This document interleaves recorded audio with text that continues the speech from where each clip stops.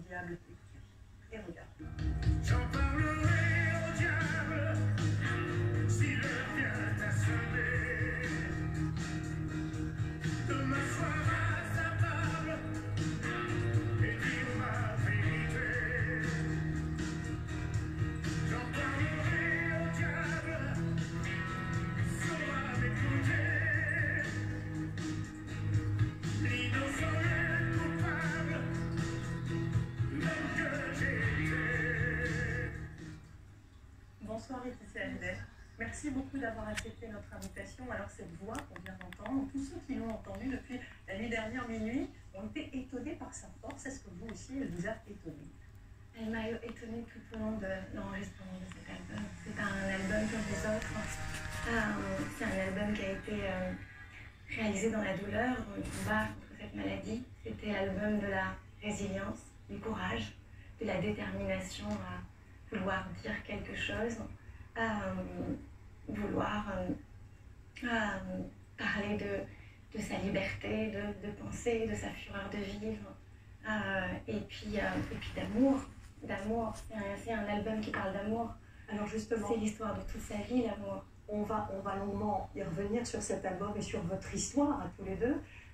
Vous n'étiez pas revenu depuis la mort de Johnny en France. Vous ne vous êtes pas exprimé d'ailleurs à la télévision depuis ce moment-là. Comment s'est passé ce retour pour vous et vos filles, notamment dans cette maison de Marne-la-Coquette? Ça remue le cœur et l'âme. C'est un retour très compliqué pour nous. C'est la première fois qu'on revient sans lui. C'est la première fois qu'on revient dans cette maison où on a vécu des mois, de longs mois de désespérance, de douleur. Ça fait des mois qu'on se bat pour survivre à son absence. C'est vertigineux de cette vie sans lui. Le monde continue de tourner alors que le mien s'est arrêté quand il est parti. J'essaye de trouver la force de me reconstruire pour mes filles, de trouver sa lumière. J'imagine que le fait de préparer cet album, ça vous a aussi aidé à traverser ces derniers mois. On va regarder tout de suite un reportage qui a été réalisé par Florence Leclerc et Bertrand Lachat avec des images exclusives que vous aviez notamment tournées au moment de l'enregistrement. Regarde. C'est pas l'argent qui me fera tenir en place. C'est pas Les mains dans les poches. Johnny, facile. Enregistre Mon pays, c'est l'amour. Nous sommes en septembre 2017, au studio Guillaume Tell de Suresnes. On le dit malade, affaibli. Lui se livre à une performance qui bluffe tout son entourage. Et avec un plaisir non dissimulé. C'est un titre extrêmement difficile à chanter. Cette séance de voix était absolument incroyable. Je crois qu'il a fait que 2 prises. Et on avait vraiment la sensation de le retrouver plus jeune.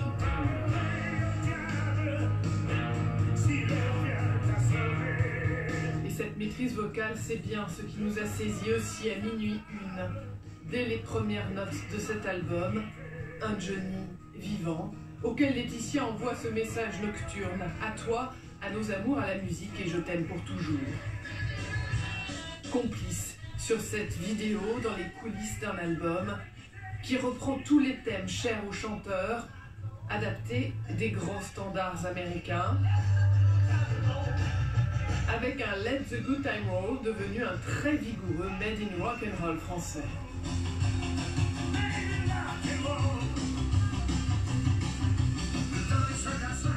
10 chansons, toutes choisies par l'artiste. Prêtez l'oreille à Tomber encore.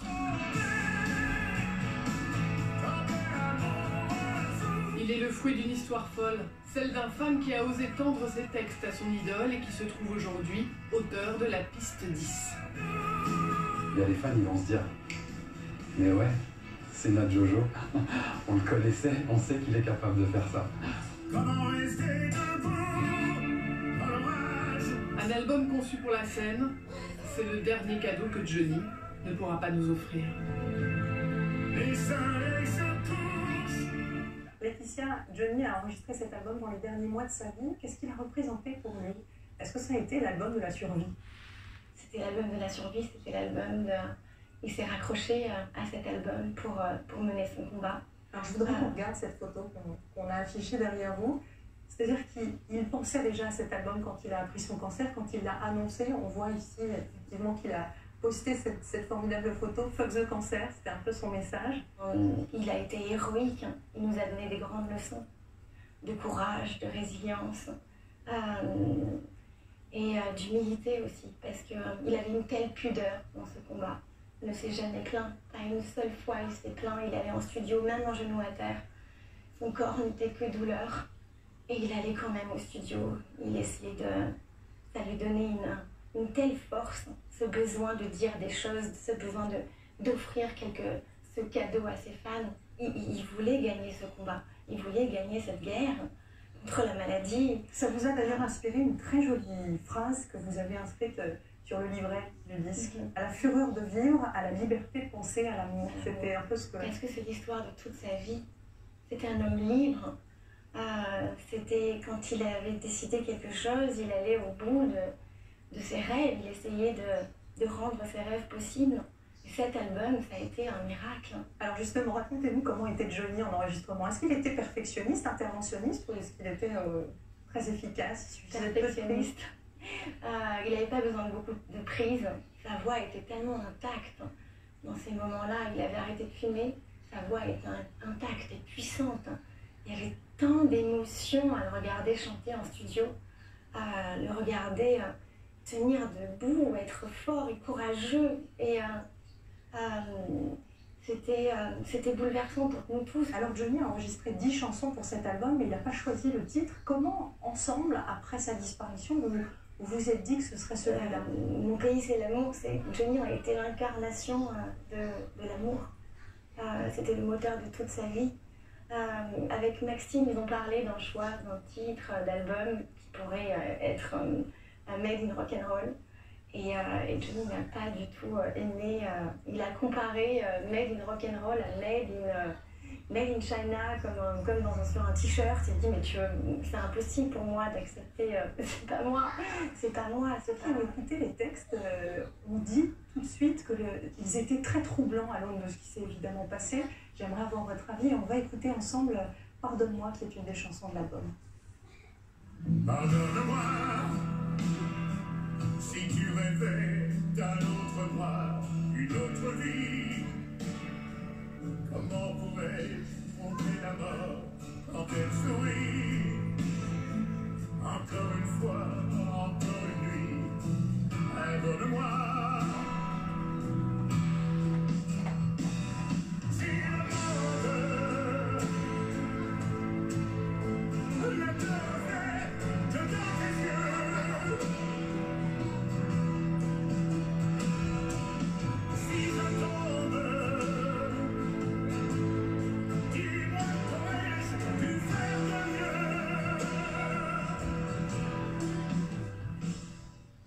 Qui avez vécu avec lui 23 ans, comment vous les entendez ces mots aujourd'hui?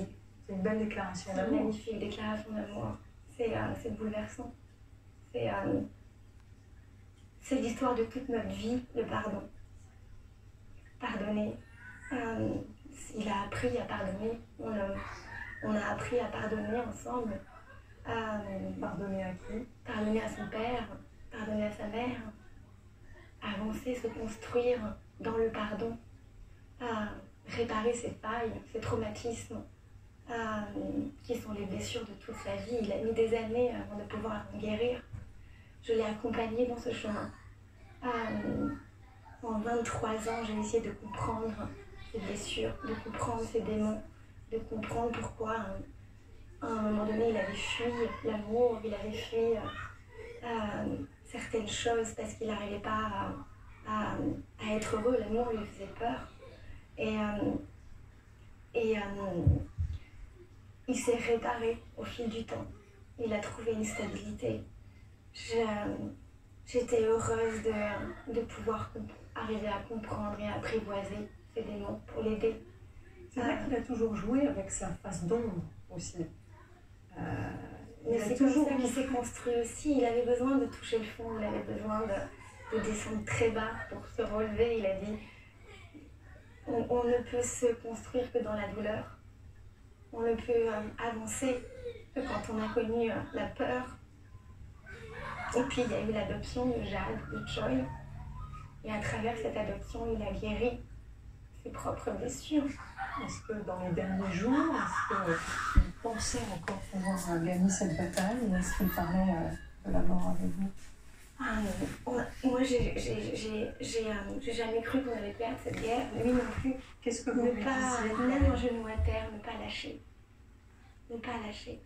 C'était pas son premier cancer, c'est son 3e cancer. Et il les a surmontés avec tellement de courage, d'humilité et de pudeur.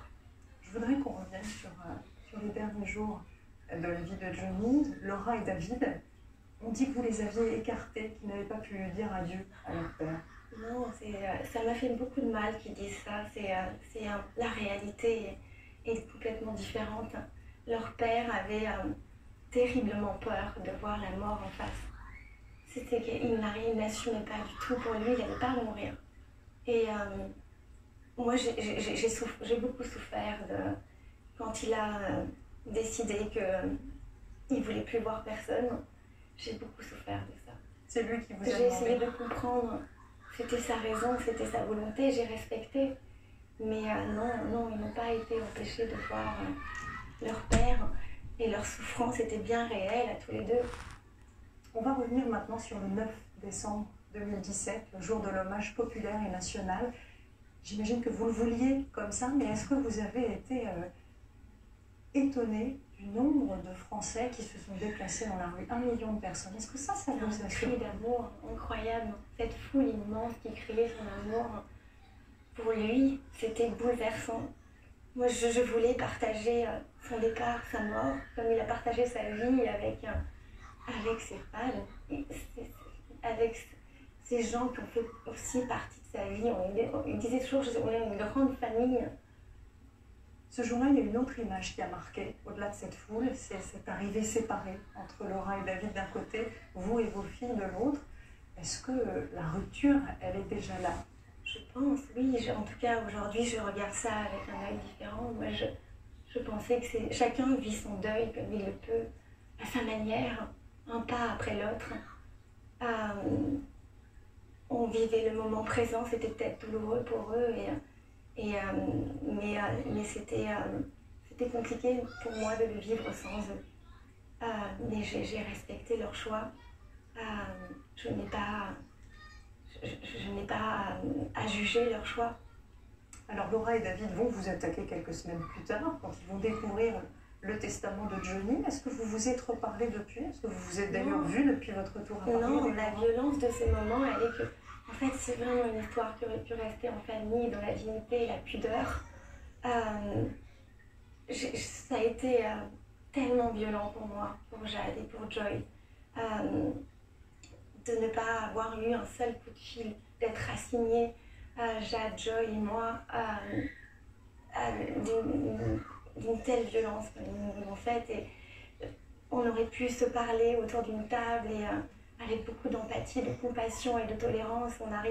On est une famille qui s'est construite dans la différence, avec nos défauts, avec nos qualités, avec nos failles et les égos des uns des autres, mais on s'est construit aussi dans l'amour et le respect de l'autre. On va s'arrêter sur ce testament qu'a rédigé Johnny. Pourquoi avoir choisi le droit américain et pas français? Parce qu'on vit aux États-Unis depuis 11 ans. On élève nos enfants là-bas, on vit là-bas. Ça s'est imposé à nous. On est résidents américains, nos enfants vont à l'école là-bas. Et ça s'est imposé à nous. La volonté de ce testament appartient à mon homme. Je ne suis pas responsable il a rédigé ce testament, il n'était pas manipulé. Pour résumer la situation en quelques mots pour les téléspectateurs, vous êtes aujourd'hui la seule bénéficiaire d'une structure qui s'appelle un trust. Si cela avait été fait selon le droit français, Laura et David n'auraient pas pu être écartés. Est-ce que vous pouvez nous expliquer quelle a été la démarche de Johnny quand il a fait ce choix en 2014? Il estimait qu'il avait protégé David et Laura de son vivant. Il avait fait des donations de son vivant. À travers des appartements, des maisons, et qu'il les avait protégés et qu'ils étaient armés. pour se construire et pour vivre, alors que Jade et Joy sont toutes petites. C'est un choix d'amour, c'est un choix de vouloir protéger ces deux petites filles qui ont 10 et 14, qui avaient 9 et 13 ans quand leur papa est parti. Il le savait, il était déterminé, son choix c'était ça, c'était les protéger elles. Parce que Johnny leur avait parlé de ce testament à Laura et David. Non, il y avait beaucoup de non-dits dans cette famille. C'était compliqué de dire les choses et un homme n'est pas toujours courageux pour dire les choses. Malheureusement, Johnny avait ses failles aussi. Est-ce que vous êtes en train de négocier par avocat interposé? On essaie, c'est compliqué parce que il y a beaucoup de choses qui sont orchestrées. Il y a beaucoup de haine, il y a beaucoup de mépris, d'humiliation, des choses, des mensonges qui nous font mal. C'est difficile à entendre, c'est difficile de subir ça. Quelle concession vous seriez prête à faire, par exemple? Beaucoup de choses, mais je pense que c'est des choses intimes et je n'ai pas trop envie d'en parler ce soir. Alors cette affaire, elle a troublé aussi beaucoup de Français. Est-ce que vous avez eu peur d'un désamour? Qu'est-ce que vous avez eu envie de leur dire à ces femmes qui ont pu être troublées en revenant ici à Paris? Je pense que tout le monde s'est projeté dans cette histoire comme si c'était la leur alors que la réalité aurait été bien plus simple à gérer, bien plus douce si les choses seraient restées en famille. Et cet amour des femmes aujourd'hui, est-ce qu'il vous fait du bien, précisément il dans me ce fait beaucoup contexte? de bien, il m'apporte beaucoup de lumière et surtout de fierté pour lui, pour mon homme, pour son œuvre. C'est bien qu'à travers cet album, il puisse enfin s'exprimer, il puisse enfin nous parler. Les gens peuvent entendre sa voix. C'est un tel cadeau. Ça fait tellement de bien d'entendre sa voix. Pour moi, il est toujours là. Il est là, il est invisible, mais il est là. Est-ce que vous avez envisagé un lieu, un musée? Un musée, une école de musique, en tout cas continuer à faire vivre son œuvre dans le cœur des hommes, c'est ce qu'il voulait, c'est la mission qu'il m'a donnée. Et j'essaierai d'en être fière et à la hauteur de ses envies, de ses rêves. Vous l'avez dit comme ça? Il me l'a dit, oui. À titre personnel, vous dites qu'il faut évidemment vous reconstruire, vous inventer une vie. Après, Johnny, comment vous la voyez cette vie avec vos filles aujourd'hui? Je n'ai pas épousé un homme ordinaire, je n'ai pas un destin ordinaire. La vie sans lui, elle est compliquée, elle est vertigineuse. J'essaye de vivre le moment présent et d'avancer un pas après l'autre. Avec mes filles, on parle de lui tous les jours. On honore sa mémoire tous les jours. Est-ce que vous voyez revenir en France un jour? On a élevé nos enfants aux États-Unis. C'est un pays où on trouve beaucoup de paix. En tout cas, en ce moment, j'ai besoin de paix pour y arriver. Et on est libre parce qu'on n'est pas connu là-bas et qu'on a une vie comme tout le monde. Et il a toujours rêvé de l'Amérique, mon homme. Il a construit sa vie autour de ça. Il s'est même inventé un nom américain. C'est un pays qui lui fait du bien et je pense que pour nos filles, elles trouvent beaucoup de sérénité là-bas. Merci beaucoup Laetitia Hallyday d'avoir accepté de répondre à toutes nos questions. Merci. Et cette interview a été enregistrée un peu plus